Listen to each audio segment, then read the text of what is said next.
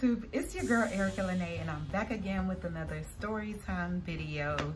As y'all can see by the title, this one is going to be about one of my worst jobs ever. Okay, very heavy on the one of them because I've had a few. Okay, but I'm going to tell y'all about the most current one, and that one was this year. I worked there between the months of April and August, so as y'all can see, for a very short amount of time. So before we jump into the story time, y'all go ahead and like the video for me. Y'all been here watching and supporting your girl, and I need y'all to like and comment and let me know you hear it. Just say what's up, girl, bad, whatever you want to say. Just comment below and let me know you are here. If you've been here before, you already know the deal. Go ahead and grab you something to drink, something to eat, wine, chips, whatever it may be, sis. Go ahead on and grab it and come back because I'm about to hop right into the video. All right, y'all. So, y'all, let's just take a hair break. I mean, this hair is just giving me all types of life, okay? All right, y'all. So, like I said, this job was this year. I am going to give y'all a background. So, yeah.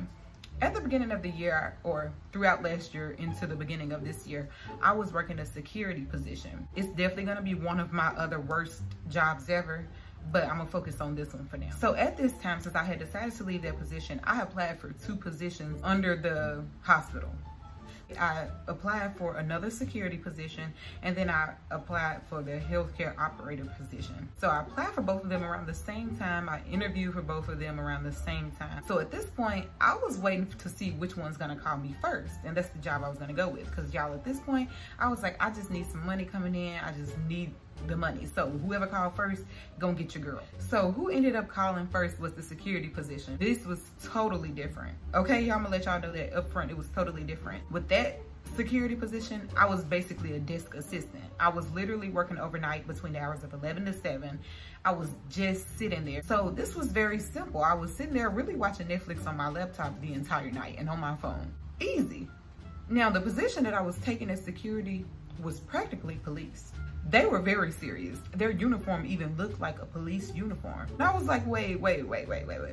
This is not what I really was with, okay? This wasn't my vibe. So I was like, I might have moved a little too fast with this one. So now I'm reaching out to the healthcare operator position, because they had already let me know they wanted to move forward, but HR is taking a while to get them what the offer amount is gonna be and whatever. They're working with HR. So I'm reaching out like, hey, how long would it be? And after going back and forth for like 2 weeks, like I was literally in the training for the security position for 2 weeks before they finally gave me their offer. Now, their offer was a pay cut from that security position, but it was a very small pay cut. If I made it very simple, my responsibilities in the operator position would have been just answering the phone and transferring calls. So it only made sense, right? Right. So once they finally came through, I let them know that, hey, I'm gonna go ahead on and move forward with them, so that they knew that they already had my information in their system. And I'm thinking it would be an easy transfer over and things would be good to go and I'll be good to start, right?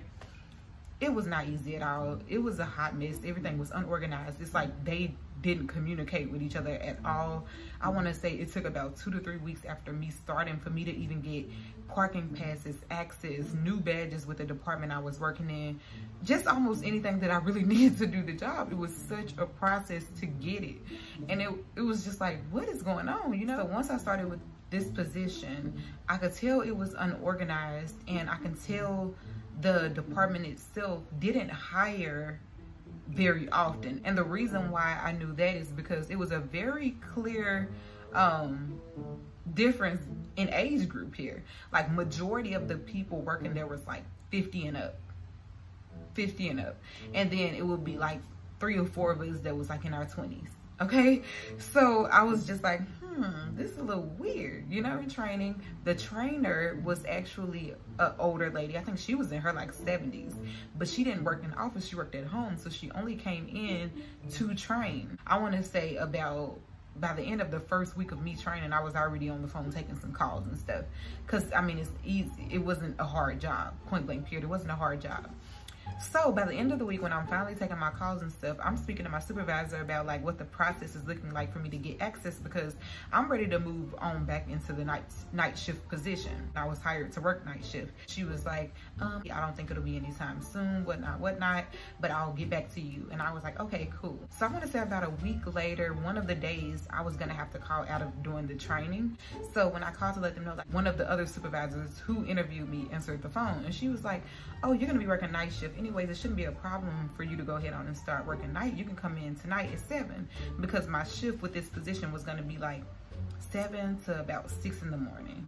But yeah, she was like, they'll just have the overnight supervisor train me, which made perfect sense to me. And I'm like, okay, I wonder why she said no. But if y'all catch that, it looks like they're not on the same page already. But I didn't think anything of it at the time. I was just like, okay, cool, that works. I'll be there tonight.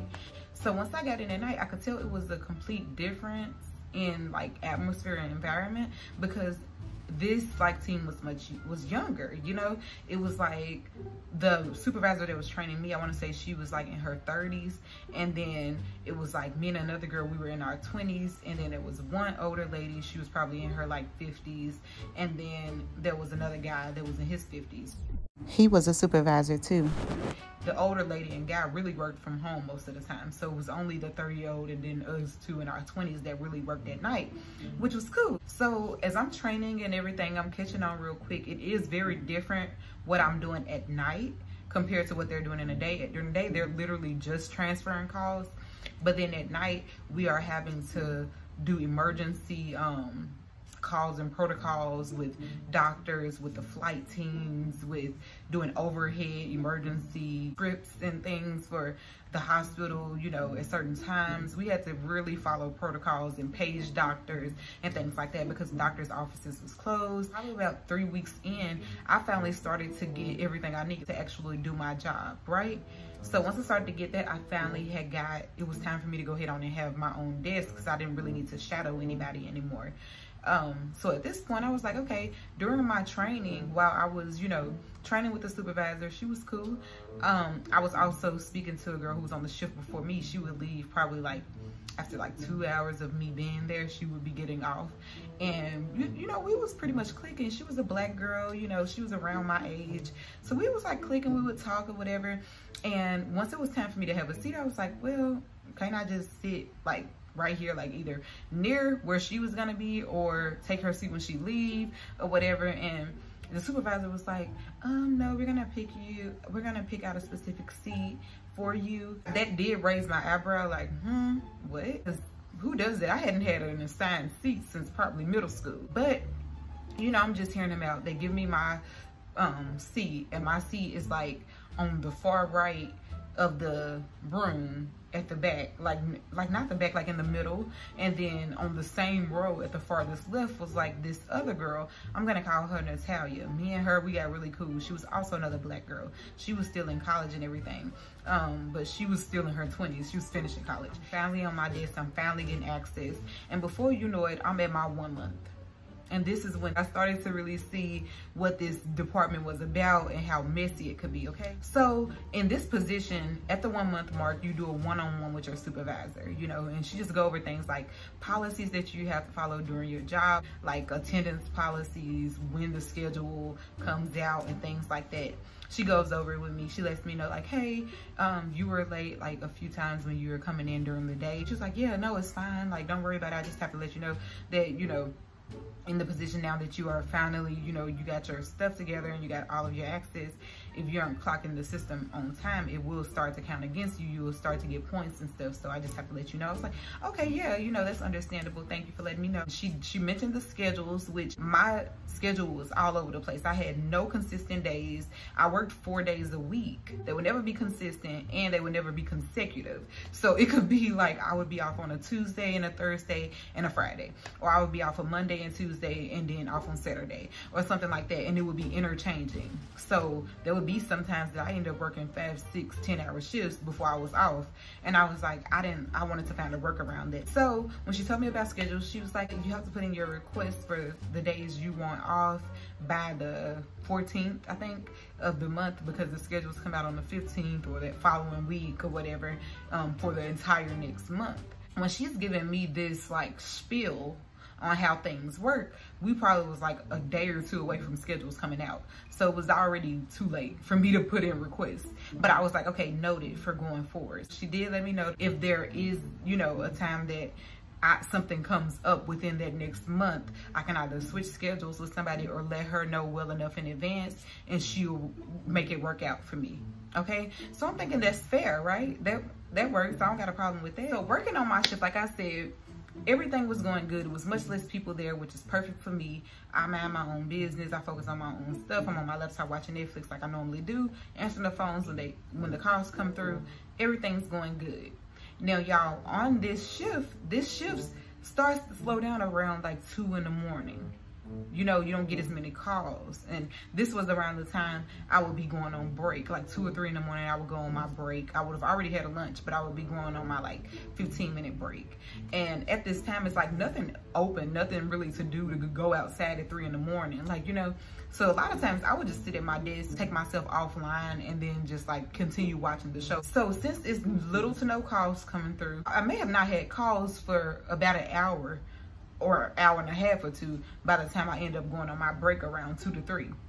So at this one specific night, y'all, this one specific night is what really let me see that how petty they could be in this position, okay? This particular night, you know, I had went on and took myself offline for break, and I'm going on, I'm watching or doing whatever I'm doing on my laptop.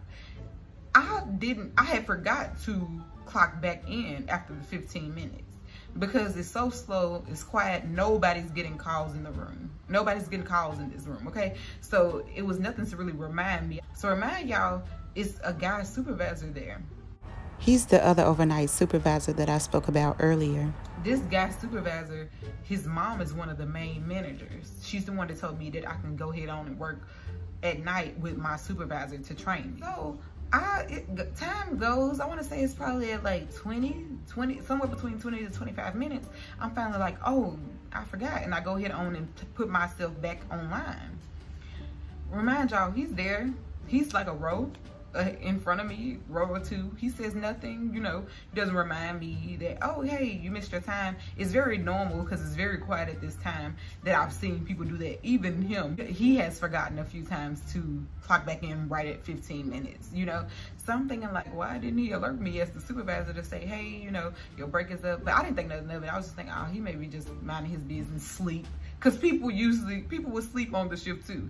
And it was none of my business. I minded my business. Like, you know, as long as they were answering the calls and that came to them and I was answering my calls, I don't care if you slept the whole shift as long as you woke up to answer your calls. So I just thought nothing of it. You know, I thought nothing of it. It's like, okay, he probably didn't even notice. So I go ahead on back to doing what I'm doing. You know, the night goes by. Everything goes good. End of shift comes. I clock out. I go home. Y'all, I want to say I get two lights away from the place. And I get an email. It's my work email because I got it attached to the phone. So I'm like, what is this? And it's like an email to all the department, like supervisors, everybody included. And it's a very subliminal message. I wish I had screenshots, but once I quit that position, they pretty much locked me out of the email. So I don't really have access to it to pull it up if I wanted to. But it was like a very subliminal email to everybody. It's like, keep in mind that break is only this amount of time. Be sure to clock back in on time. Like, it was like, be considerate of other people or something like that. Very, very smart.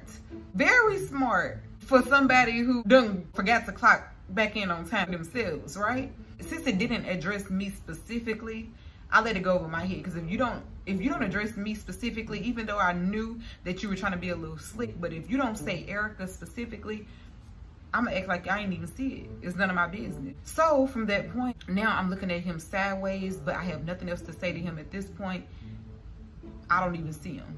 I don't speak to him, nothing. We don't say nothing to each other. We rarely said anything. Don't know you anyways.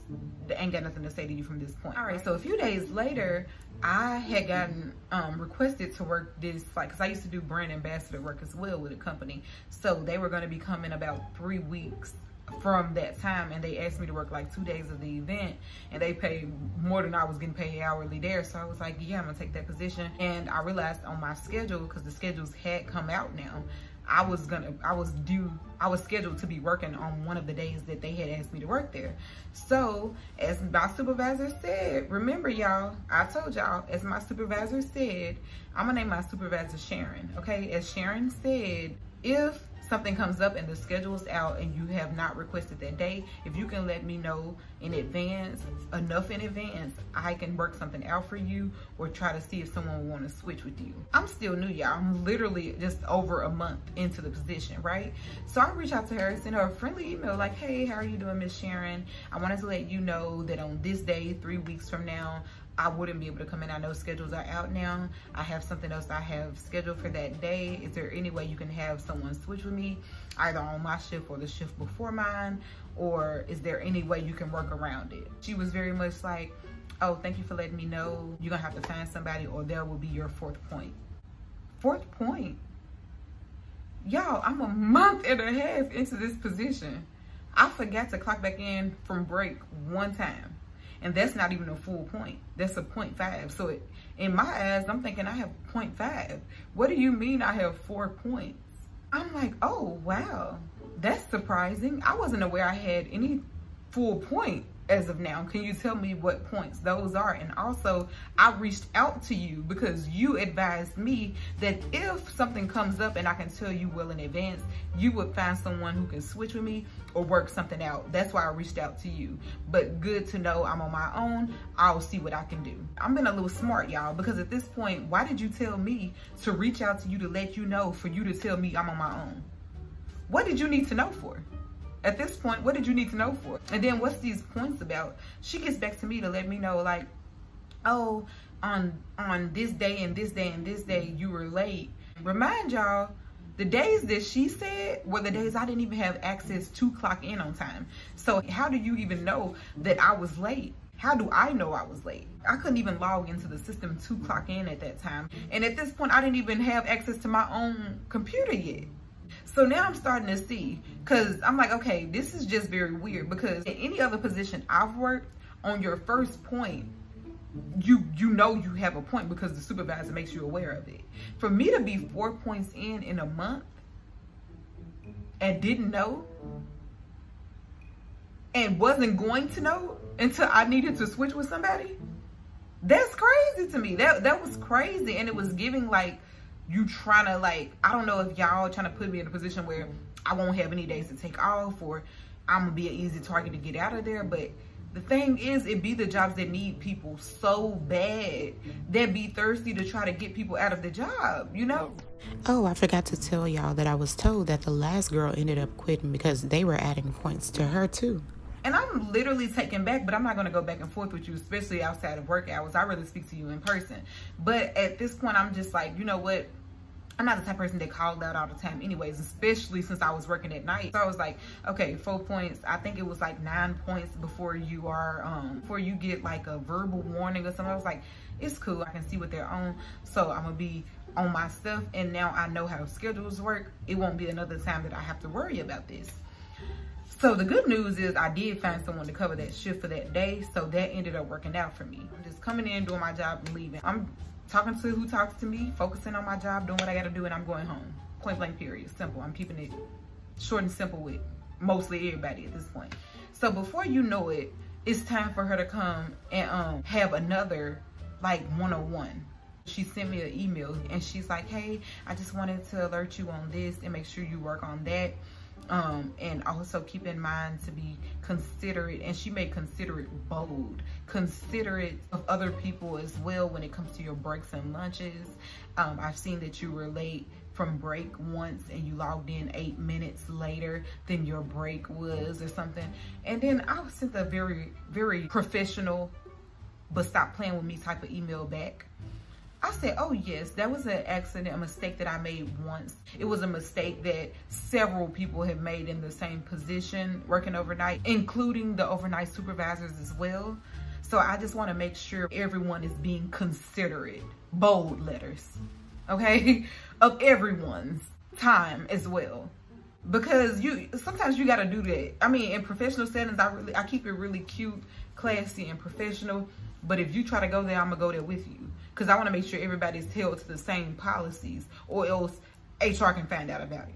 Because at this point, I'm not gonna play with y'all, because it's been unorganized from the jump. But all of a sudden now y'all have time to really dot y'all I's and cross y'all T's, as if y'all are after me for what?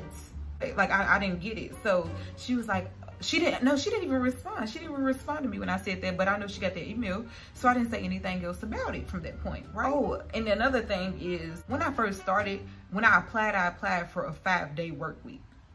5 10-hour shifts, right? But then she told me she can't do that because they wouldn't allow that many overtime hours anymore. So I got ready to start signing up for to take courses online, and I was gonna be taking real estate classes too. I started requesting possibly switching my schedule a little bit. Like, I've seen people come in like an hour or two later and leave an hour or two later, come in an hour or two earlier. I asked about that, and I sent out the request to my manager and her manager, letting them know, like, hey, starting next month, I'm going to be starting this course and this course. I would need my schedule to be moved out just a little bit, or if there's a possibility that I can work from home until I finish those courses, which is just going to be like a 6-week course or something. And they were like, no, that could not happen. Meanwhile, y'all, it was probably about only 4 or 5 of us that worked in office. Majority of the people that worked during the day shift and the second shift worked from home. Another thing is, I forgot to tell y'all, but a lot of them that worked during the day were related to the managers, including the overnight supervisor that was in his 50s. He also worked a hybrid schedule. Us on night shift, me and my friend, what did I say I was gonna name her? Natalia, couldn't have a work from home position, period. Everybody else could. So from that point, when they said that, I knew then that I was pretty much done with this job.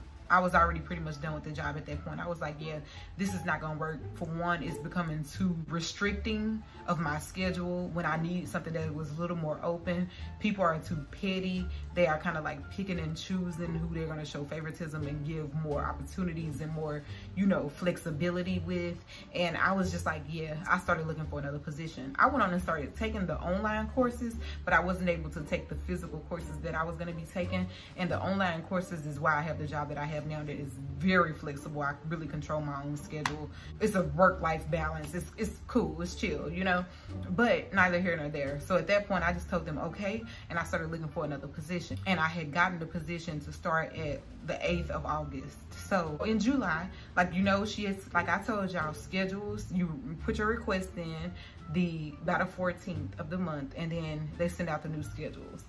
So since I had caught on to how the schedules work by May, for May and June, I was putting all my requests specifically in a way that at least 2 weeks out of the month, I would get 3 days off consecutively. That's how I had made my requests. So it was working out fine for me. I was knowing what days I was gonna be working. I was requesting what days I needed off.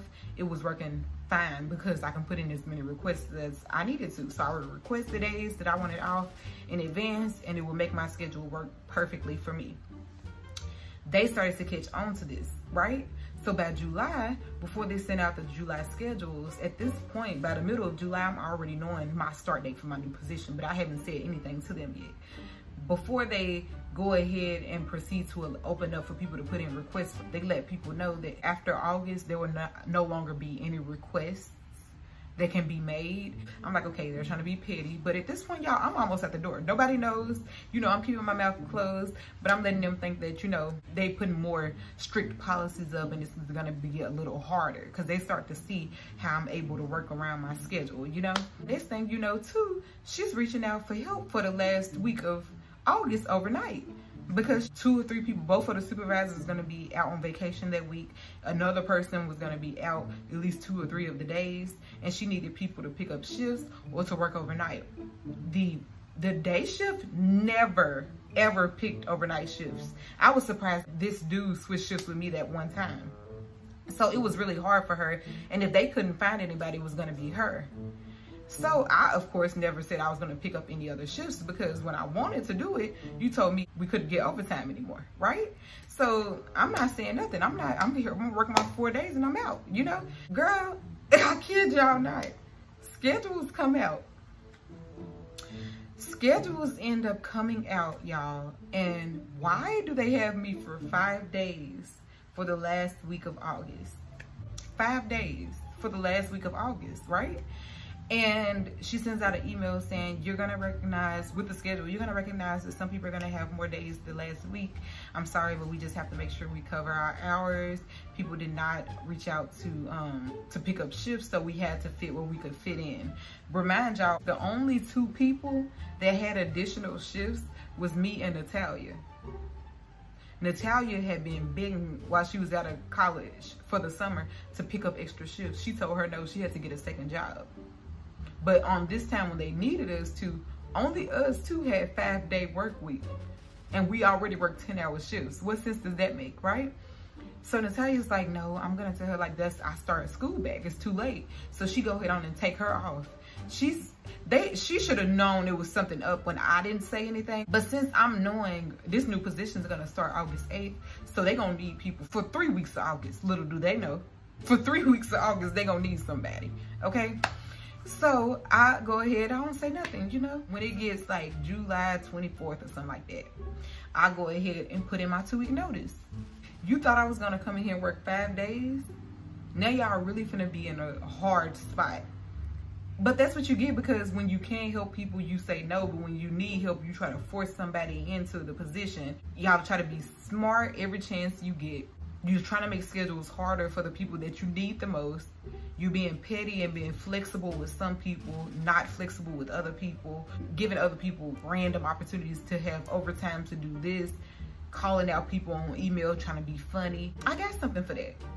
So I put in the 2 weeks notice. I think she took like 2 days to respond and say, okay, thank you for that 2-week notice. Now, before you know it, probably right before I had went on and called it quits, she was asking people like, hey, please, anybody, if they can pick up shifts for this night and this night and this night throughout August. And people were not reaching out, were not responding. After speaking to Natalia, that the supervisors ended up having to work the shifts overnight. So y'all, this was the most petty, unorganized, childish, favoritism showing job that I have ever worked, hands down. Okay, so when I say I was happy to get out of there, I was happy to get out of there. But y'all, this is the end of this story time, so I'm just gonna give y'all a moral of the story. At this day and age, don't settle in these positions, because especially nowadays, 9 times out of 10, there's jobs out here that's paying more than the job that you even dealing with all of this stuff with anyway, to begin with. So keep looking for something that's more fitting for what you need. Don't be having this extra stress at work, because one thing about it, ain't no price for my peace, period. If I feel like this is disturbing my peace, you're done. Okay? And I feel like y'all should do it too, but you can't tell nobody anything. Everybody have their own reasons for why they work where they work or whatever. But yes, that's my moral of the story, y'all. I'm sorry if this story was all over the place. I couldn't keep up with specifics and timings and all of this because I don't have my receipts, you know. But I hope y'all were able to follow me. Comment below and let me know if I was too all over the place for you, sis, so I can get it together next time. But y'all, thank y'all for getting to the end of the video. I appreciate y'all watching. Make sure y'all like, comment, and subscribe, and follow my social media, which will be in the description box below. And I will see y'all in the next video. Peace.